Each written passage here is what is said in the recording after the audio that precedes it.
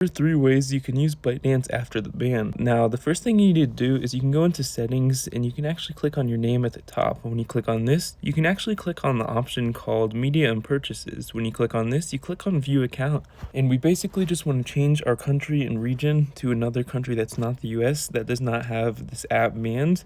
And when you click on this, it will allow you to actually use the app. Now, the second way is you can simply go onto the internet and just type in VPN like so. And as you can see, there's some that do not cost any money. My go-to VPN is NordVPN. You can see we can simply change our location just by scrolling on the world map, clicking on any country that does allow for this app to be used, and clicking on Quick Connect, which will allow you to change your device's location, allowing you to access this app. Now, the third and final way is you can simply go into the App Store and just type in ByteDance like so, and you can see it'll show you a bunch of apps that are similar to it and that you can actually use instead of using this app that is now banned. Now, this app is identical from my experience, Likey, and it's a great app. But yeah, I just recommend just checking any of these out, and yeah, they're basically identical.